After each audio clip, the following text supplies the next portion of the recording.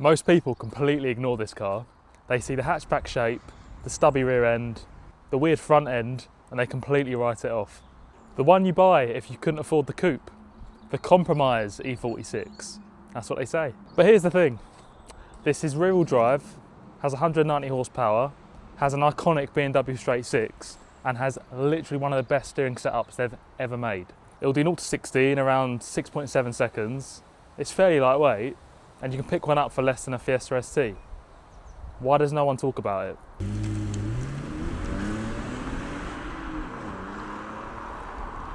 It's the BMW 325ti, and it's always divided opinion. One reason is because these Lexus style rear lights. It's a little bit Need for Speed. The proportions are shorter, yet taller, so it's not quite as sexy as the E46 coupe. It's a straight 6 PM, so I think you want to hear how it sounds.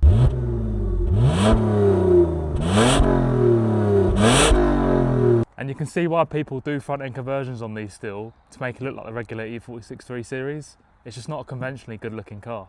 But underneath all this is still an E46, which means it is the ultimate driving machine. And actually, this specific model has got a few things that others just didn't get. And that's why this is a real hidden gem.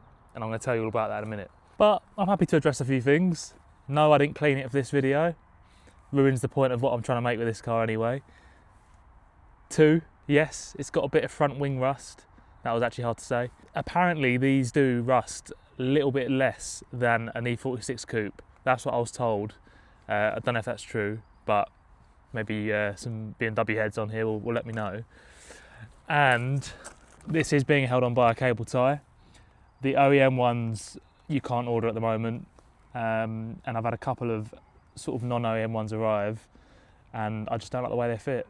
So I'm rocking the cable tie for now. So before I get on to why this is such a great driver's car, I'm gonna just show you the boot, because obviously what lets this car down is its body style, but actually it comes with a massive plus. It's a hatchback. It's super practical. This is one down from the estate in terms of practicality. I've done dump runs in this, with the seats folded down, you can fit so much in it. So let me quickly show you it, because I need to get some oil out the back anyway, because in BMW fashion, this is due some top-up oil. But look, you can fit literally everything in there. I'm not gonna get into the boot, but I could, and you have to trust me on that.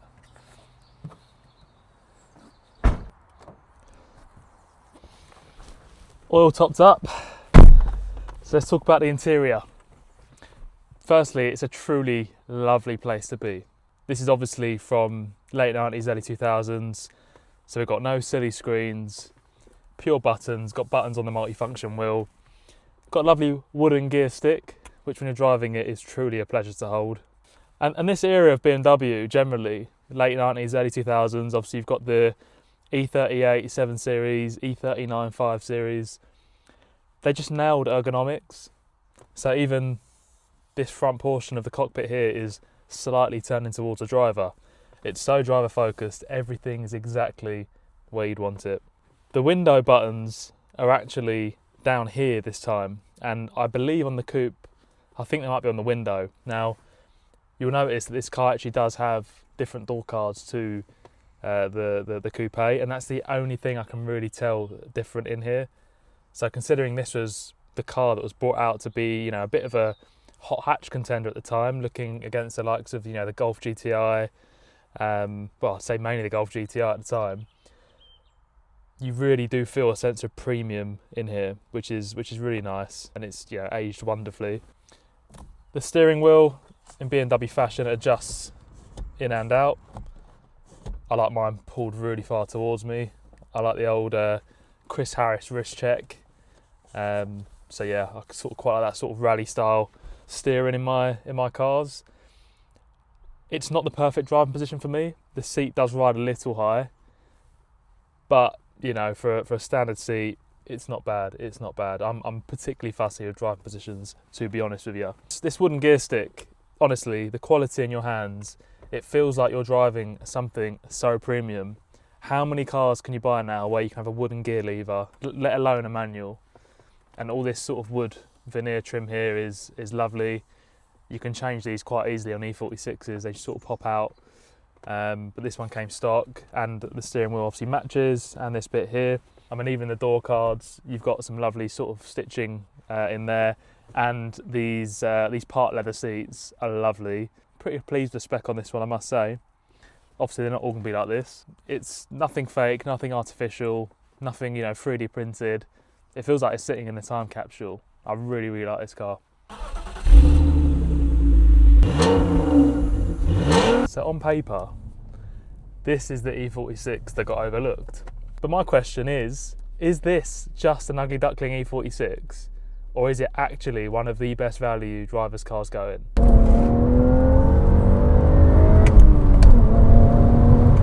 It's just started raining actually, which isn't always helpful, especially as I tend to drive this with the traction off. In fact, I'd recommend it to really get the best out of this car anyway.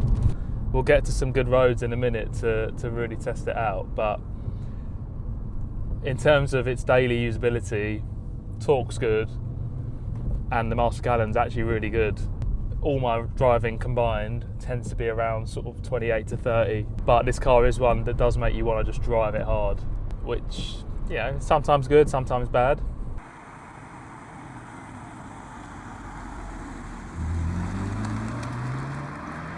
And the engine is a 2.5 litre M54 unit, known for its reliability. It's a real favourite amongst BMW drivers. The rear end just loves to come out on this. Considering it is an open diff, the grip is pretty good. And in terms of sliding the thing, it's pretty easy to do that as well in this. I never really feel like I'm having to try too hard to get it to unstick. Now, one thing that is really apparent with this engine when you start to use it is the engine note. So I'm just going to downshift a second. I'm doing like 28 miles per hour in 3,000 revs. Let's go.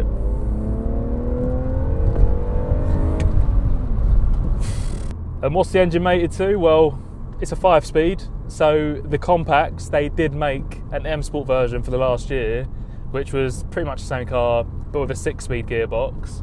And that is the more desired one. It's got like a bubbly kind of M Sport kit, which I know a lot of BMW fans prefer. But in all honesty, I think the SE, which this one is, not much difference. Probably just better value. Doesn't look as cool, don't get me wrong. But it's not all about looks. What happened to personality? What I didn't realise is that there are things in this that are better than the coupe. So, first, steering. The steering rack in this is the purple tag rack. Now, the only other BMW that was getting that treatment at this time was the 325ti Clubsport. So a lot of BMW modders tend to take the purple tag rack out of this and stick it into their regular coupe.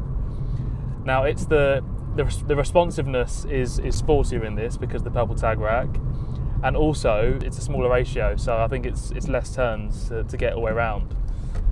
So that's a real plus for this car. And the steering is really good. It's communicative. It's not Porsche levels, obviously, but it's pretty. I mean, it's a very agile car. It's very chuckable in the corners, and it's something that on a early morning or late evening when no one's about, you can really enjoy it on the roads. Have a little pull in second. And before you know it, you're going a bit too quick for the national speed limit. I didn't exceed it, please. Leave me alone. It's a great unit. It's a great pairing. The gearbox, the engine, the steering. It's kind of the perfect kind of set. And this car's also got something else that the E46 Coupe doesn't have. Well, it's just got thicker anti-roll bars. So again, that really helps your kind of steering feel when you're loading it up, particularly in kind of smaller corners, like sharper corners. You really kind of feel those thicker anti-roll bars. It just feels really sporty. And the ride's compliant enough to daily drive. Like, I'm cruising along now. In fact, I'm holding up the traffic. Don't get me wrong, there's obviously things that could be improved, but the point I'm trying to make in this video is that this is just such good value. Why would you spend the extra on a coupe other than that it looks a bit prettier? This has also got a better gearing ratio to promote more shift, so it's like a quicker ratio, which I like. Let's drop it down a bit. Audi driver up my backside, surprise, surprise. Obviously wasn't anything fruity, otherwise it probably would have kept with me. Only got 190 horsepower here. Heel and towing is good in this car as well. Really good pedal layout. There's a lot going for it. It's all very exciting. I do love this car to drive. I think it's a true driver's car. It really is. So going back to the question, why are people just ignoring this thing? Is it because they don't know? Was it BMW's marketing at the time? Because a lot of people, they'll compare this to a Golf GTI, and even when it was new, it was kind of a Golf GTI competitor, but I think these were just a little bit more money, and maybe, marketing didn't do their job in terms of making people realise kind of what this was bringing. You can really control with the inputs and the throttle how you're coming out the bends, and a lot of the time it is slightly sideways, but it's very controlled, very, very controlled, even when it's wet. I bought this for £3,400. They're still around that sort of level. They're sort of between 3 to 6 grand, depending on if it's like an M Sport, but they're just so rare. I mean, this is the SE. I actually own 2 of these. The other one I'll introduce you to another time, both in Topaz Blau. There's only 14 of those on the road at the moment, apparently, according to how many left. But yeah, so essentially, for the money this is, you're looking at things like Golf GTIs, Fiesta STs, even Focus STs as well, maybe. What you're not getting with those is such a legendary big capacity engine, naturally aspirated. I know you can obviously get 5-cylinder units on the STs, Focuses, but this being a 6-cylinder, it's got that kind of real iconic BMW kind of, clean but burbly kind of edge to it. And it's got a good amount of torque in the lower revs. When you're revving it out, that's really where this thing starts to excel. When you combine it with the lovely handling, the rear-wheel drive feel, and obviously the gearbox and this honestly brilliant purple tag rack, then you've got something which is just a really, really strong package. I literally tell everyone I know to buy one of these because I'm like, it's just the best value thing. But no one ever does. It's just me. I think it may be because of the looks, but I'll be interested to know your thoughts on this. Why are people not buying these compacts? What is it? What am I missing? It's really nice on the roundabouts as well. Oh. Damn, son! Wasn't speeding, so it's alright.